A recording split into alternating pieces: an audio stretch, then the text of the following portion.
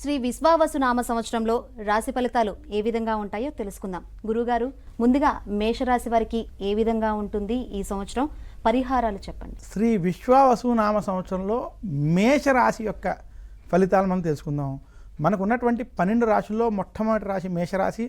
చిలకమర్తి పంచాంగరీత్యా దృక్ సిద్ధాంత పంచాంగణితం ఆధారంగా మేషరాశికి 2025 శ్రీ విశ్వావసునామ సంవత్సరంలో ఈ రకమైనటువంటి గ్రహస్థితి ఉంది. మేషరాశి వారికి ఈ సంవత్సరం తృతీయ స్థానంలో బృహస్పతి సంచరించడం, మేషరాశికి వ్యయస్థానంలో శని యొక్క సంచారం, లాభస్థానంలో రాహు, పంచమ స్థానంలో కేతు యొక్క సంచారం చేత మేషరాశి వారికి ఈ సంవత్సరం మధ్యస్థ నుండి చెడు ఫలితాలు ఉన్నాయి. మేషరాశి వారు గత కొంతకాలంగా ఏవైతే శుభ ఫలితాలను మీరు చూశారో ఈ సంవత్సరం నుంచి మీకు ఏలినాటి శని ప్రారంభం అవుతుంది. ఈ ఏలినాటి శని మేషరాశికి మీనరాశిలోకి శని ప్రవేశించడం, ఈ ఏలినాటి శని ప్రారంభం అవడం చేత మేషరాశి వారికి వృత్తి ఉద్యోగ వ్యాపార పరంగా ఏ పనుల్లో అయినా సరే రాజకీయ ఒత్తిళ్ళు, తర్వాత పనులు చేసేటప్పుడు అలసట, ఆలస్యం వంటివి ఏర్పడడం స్పష్టంగా కనపడతాయి. అందువల్ల మేషరాశి వారు శ్రీ విశ్వావసునామ సంవత్సరంలో చేసే ప్రతి పనినందు ఆచితూచి వ్యవహరించడం మంచిది. మేషరాశి ఉద్యోగస్తులకి ఉద్యోగంలో ఒత్తిళ్ళు ఏర్పడతాయి, కానీ మీరు మీ యొక్క తెలివితేటలతో కృషితో వాటి నుంచి బయటపడతారు.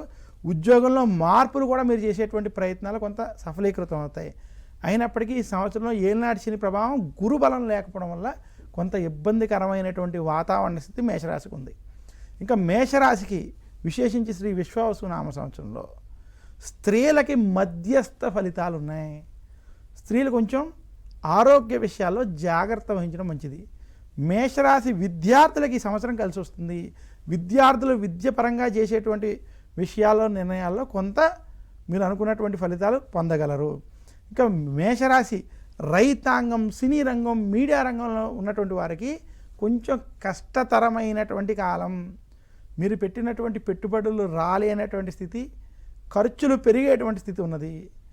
మేషరాశి వారు ఈ సంవత్సరం అప్పు చెయ్యొద్దు, అప్పు ఇవ్వద్దు అని సూచిస్తున్నాను. మేషరాశి వారు కొంచెం అప్పులు చేసేటువంటి పరిస్థితి కనబడుతుంది. కొత్తగా ఇన్వెస్ట్మెంట్ వంటివి లేదా మీకు తెలియనటువంటి వాటిలో ప్రవేశించేటువంటి పనులు ఈ సంవత్సరం మేషరాశి వారు చేయకుండా ఉండడం మంచిదని సూచిస్తూ, మేషరాశి వారు శ్రీ విశ్వావసునామ సంవత్సరంలో మరింత శుభ ఫలితాలు మీరు ఈ సంవత్సరం పొందాలి అనుకుంటే మీరు ఆచరించవలసిన పరిహారాలు, మేషరాశి వారు ఈ సంవత్సరం గురు దక్షిణామూర్తి స్తోత్రాన్ని నిత్యం పారాయణం చేయాలి. అలాగే ఓం నమః కృష్ణాయ నీలాయ శిఖంఠ నిభాయ చ నమః కాలాగ్ని రూపాయ కృతాంతాయ చ వై నమః అనేటువంటి దశరథ ప్రోక్త శని స్తోత్రాన్ని కూడా మీరు పారాయణం చేసుకోవడం మంచిది. ఇదే కాకుండా మేషరాశి వారు శనివారం రోజు నెలకొకసారైనా శనికి తైలాభిషేకం వంటివి చేసుకోవడం మంచిది.